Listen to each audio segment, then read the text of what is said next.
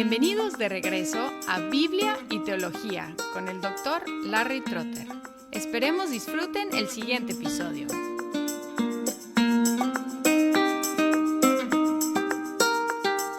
Como expliqué en el episodio anterior, voy a estar enfocándome en los diferentes usos que el Nuevo Testamento hace del Antiguo Testamento, dependiendo de la obra de Francisco Orozco en su libro Exégesis y Exposición, que está disponible gratuitamente y pueden encontrar el enlace en las notas de este programa.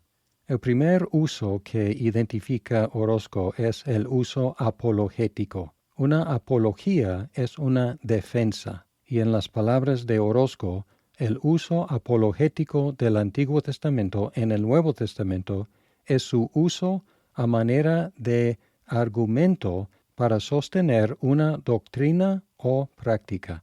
Es en su página 28. Podemos ver varios ejemplos, pero un ejemplo encontramos en el uso que tanto Pedro como Pablo hacen del Salmo 16 para defender la doctrina de la resurrección.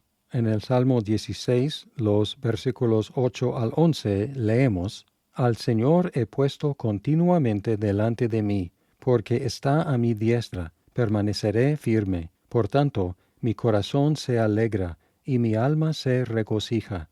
También mi carne morará segura, porque tú no abandonarás mi alma en el Seol, ni permitirás que tu santo sufra corrupción. Me darás a conocer la senda de la vida. En tu presencia hay plenitud de gozo. En tu diestra hay deleites para siempre. Encontramos en Hechos capítulo 2, en el sermón que predicó Pedro en el día de Pentecostés, él citó toda esta sección del Salmo 16. Luego, en un sermón de Pablo, en Hechos capítulo 13, él cita una frase de ese salmo. En el 35 dijo: Por tanto, dice también en otro salmo: No permitirás que tu santo vea corrupción. En el sermón de Pedro podemos seguir su argumento, porque después de citar el Salmo 16, hizo un comentario. Y el comentario empieza en el versículo 29, que dice: Hermanos, del patriarca David les puedo decir con franqueza que murió y fue sepultado, y su sepulcro está entre nosotros hasta el día de hoy. Pero siendo profeta, y sabiendo que Dios le había jurado sentar a uno de sus descendientes en su trono, miró hacia el futuro y habló de la resurrección de Cristo, que ni fue abandonado en el Hades, ni su carne sufrió corrupción. A este Jesús resucitó Dios, de lo cual todos nosotros somos testigos. El argumento de Pedro va así. Primero, es obvio que David no estaba hablando de sí mismo, porque él fue sepultado y su cuerpo se descompuso.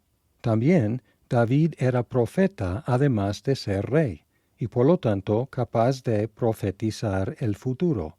Luego, sin citar ningún texto, Pedro afirmó una creencia sólida, compartida con sus oyentes, en David como el progenitor del Mesías. Y finalmente demostró que el Salmo describe la experiencia de Jesús más que la de David.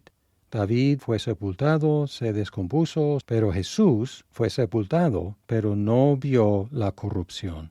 Luego, en el sermón de Pablo en Hechos 13, podemos seguir su argumento también.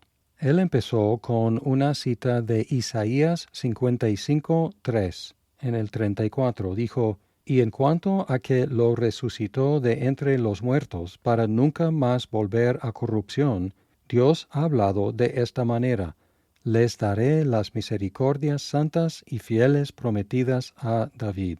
Y aquí hizo explícita la conexión entre las promesas hechas a David y Jesús como heredero de estas promesas, similar al argumento de Pedro, conectando David con su sucesor Jesús.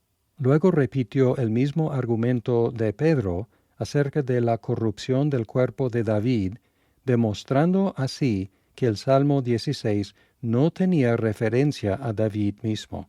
En el 35 Por tanto, dice también en otro salmo, no permitirás que tu santo vea corrupción. Luego sigue con la misma explicación.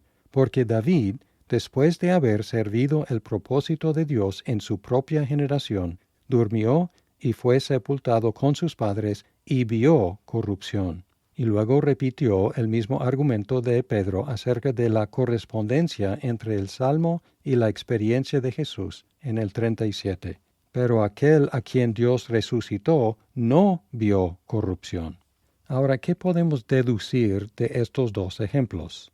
Podemos deducir, en este caso, que enfatizan que el texto tiene un solo sentido. Y aquí específicamente, en este caso, el texto se refiere a Jesús, no a David, porque la experiencia descrita no queda dentro de la experiencia de David, pero describe bien la experiencia de Jesús. Ahora tenemos que tener cuidado, y vamos a hablar de este asunto más adelante con la tipología, porque un texto puede tener una referencia inmediata y local y luego una referencia mayor y más realizada en Cristo. Y otro principio, que es un principio no solo de este uso, pero de todos los usos, es el principio cristológico, que toda la Biblia apunta a Cristo y su obra redentora. Es una presuposición del uso que el Nuevo Testamento hace del Antiguo Testamento.